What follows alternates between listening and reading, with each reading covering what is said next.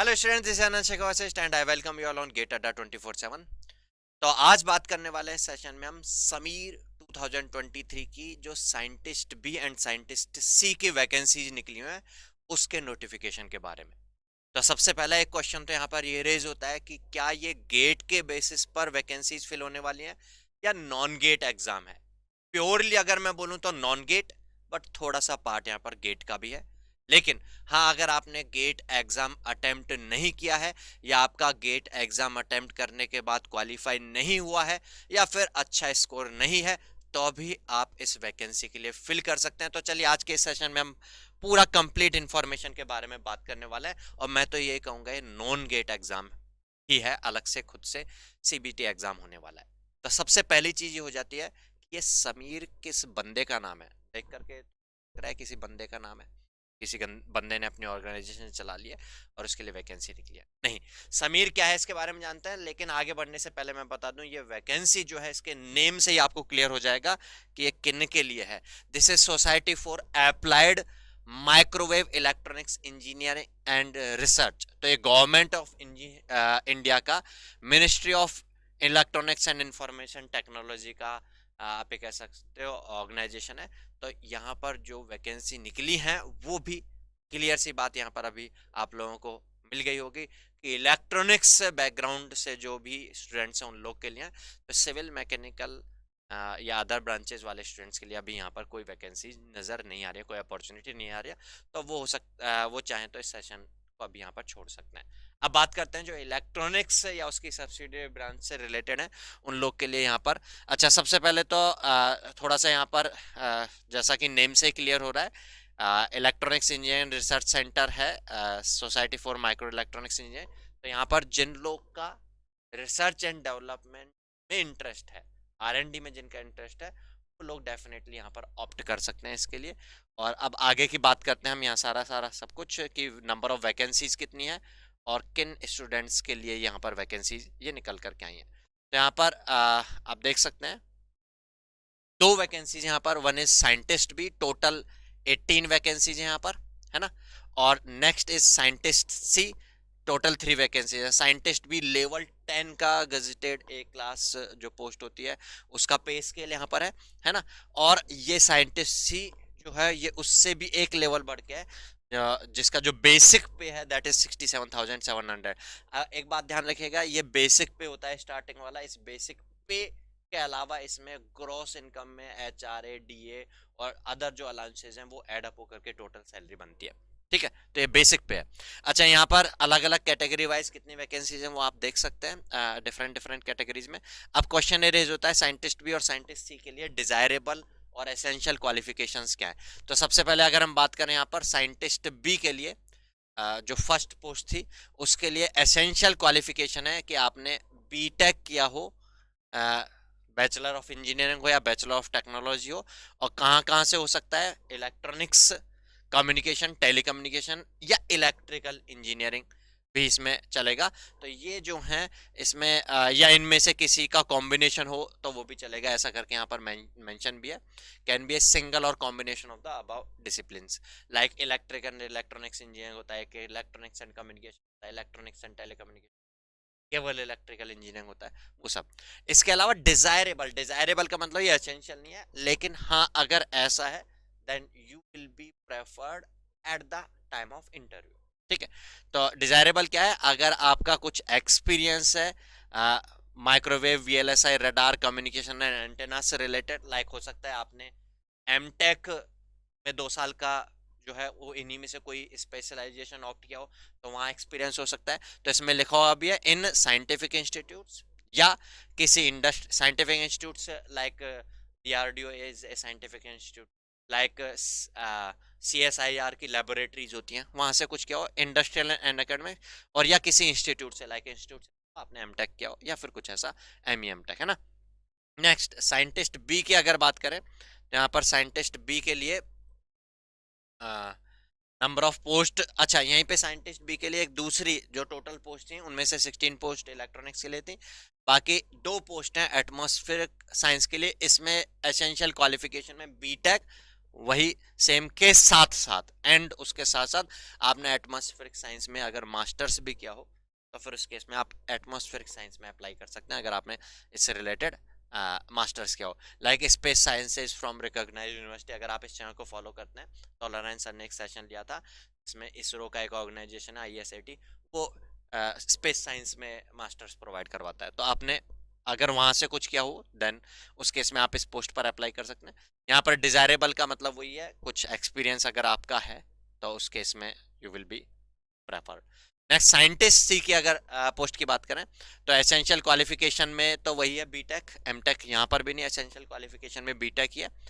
और उसके साथ आपने 4 साल का आफ्टर योर क्वालिफिकेशन कंप्लीशन के बाद आपने अगर एक्सपीरियंस हो इसमें देन उसके बाद आप अप्लाई कर सकते हो। मतलब या तो या फिर दूसरा है कि आपने पोस्ट ग्रेजुएट किया हो, मतलब एम टेक किया हो, या तो बीटेक प्लस एक्सपीरियंस हो, या फिर आपने एमटेक किया हो इसमें microwave radar VLSI electronics communication in सब में, और साथ में 2 साल का या तो बीटेक प्लस 4 ईयर का एक्सपीरियंस या एमटेक प्लस 2 ईयर का एक्सपीरियंस अगर आपके पास है then you can apply in scientist सी।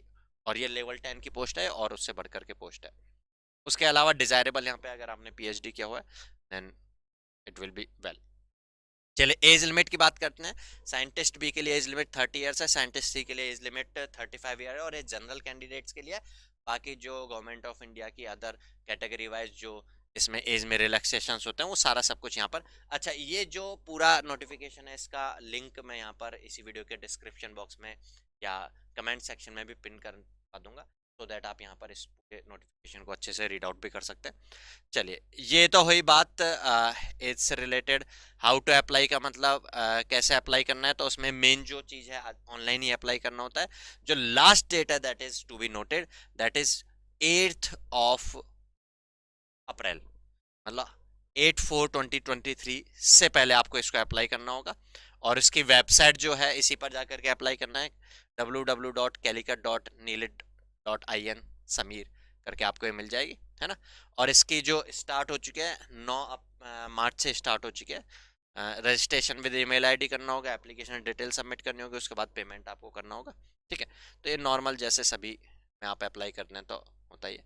बाकी चेक लिस्ट में आप देख सकते हैं कि आपको क्या क्या यहाँ पर अपलोड करते टाइम पर क्या क्या चाहिएगा, वो सारी चीज़ें यहाँ पे मेंशन है, ठीक है। इसके बाद आगे देखते हैं स्क्रीनिंग टेस्ट जो होगा यहाँ पर, उसके लिए सेंटर्स जो है चेन्नई, दिल्ली, गुवाहाटी, हैदराबाद, कोलकाता, मुंबई, बेंगलुरु, यहाँ पर आपको टेस्ट देने जाना होगा। मतलब यहाँ से एक चीज़ क्लियर हो जाती है कि यहाँ पर एक टेस्ट होने वाला है। एप्लीकेशन फीस की बात करें तो 400 800। अच्छा, यहाँ पर सेशन में लास्ट तक बने रहेगा, एक थोड़ा सा छोटा सा ट्विस्ट है, क्योंकि मैं बता रहा था गेट नॉन गेट, तो उसके बारे में थोड़ा सा समझेंगे। सिलेक्शन प्रोसेस में ये चीज़ चलो समझ में आएगी। तो यहाँ पर सबसे पहले तो साइंटिस्ट बी और साइंटिस्ट सी दोनों के लिए सेम सिलेक्शन प्रोसेस है।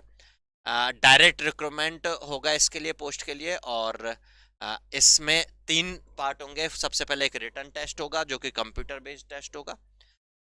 उसके बाद एवेल्युएशन ऑफ एकेडमिक और प्रोफेशनल रिकॉर्ड्स, मतलब यहाँ पर आपका जो एकेडमिक रिकॉर्ड्स हैं जो आपने अभी तक बीटेक किया है या जो प्रोफेशनल मींस एक्सपीरियंस वगैरह, उन सब का भी वैल्यूएशन होगा। तो डेफिनेटली उनके हिसाब से भी कुछ मार्क्स होंगे। तो किस तरह से मार्क्स कैलकुलेट होंगे उनके, आउट ऑफ टोटल 100 में से कितना परसेंटेज वो, और कैसा कैलकुलेशन होगा उसके बारे में भी समझना जरूरी है। तो सेशन में लास्ट तक देखिएगा। उसके बाद में लास्ट में टेक्निकल इंटरव्यू होगा।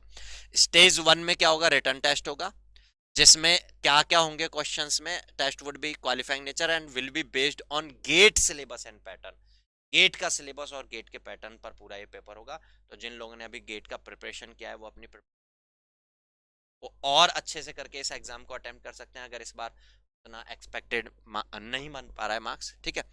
उसके बाद इलेक्ट्रॉनिक्स एंड कम्युनिकेशन इंजीनियरिंग के पोस्ट के लिए होगा, और ये सारा एटमॉस्फेरिक के लिए क्या होगा वो सारा सब कुछ वहाँ मेंशन हो जाएगा। आप इसके एनेक्सर में यहाँ पर देख सकते हैं, है ना। उसके बाद जो लोग रिटर्न टेस्ट क्वालिफाई कर लेंगे अलग अलग कैटेगरी वाइज इतने इतने मिनिमम परसेंटेज ऑफ मार्क्स के लिए, है ना, तो उनकी जो स्क्रीनिंग टेस्ट है will be restricted by applying A ratio of 1:10। मतलब ऐसा होगा कि जितने कैंडिडेट्स हैं उसके 10 गुना कैंडिडेट्स को इस स्क्रीनिंग टेस्ट में पास किया जाएगा, ठीक है। फिर उसके बाद आपकी जो भी जो डॉक्यूमेंट्स हैं उन डॉक्यूमेंट्स का सबमिशन होगा, सो दैट वो उन सब चीज़ों को ऑब्जर्व करके देख सकें। तो स्टेज 2 स्टार्ट होगी। फिर इसके बाद स्टेज 1 से जो रिटर्न या कंप्यूटर बेस से एवेल्यूएशन के बाद जो हो जाएंगे, उनका जो एकेडमिक क्वालिफिकेशन है, गेट स्कोर है, एक्सपीरियंस एक्सेट्रा की जो डिटेल्स हैं उनके पैरामीटर का इन अकॉर्डेंस ऑफ द अभी मैं बताऊंगा उसके हिसाब से एवेल्यूएशन किया जाएगा।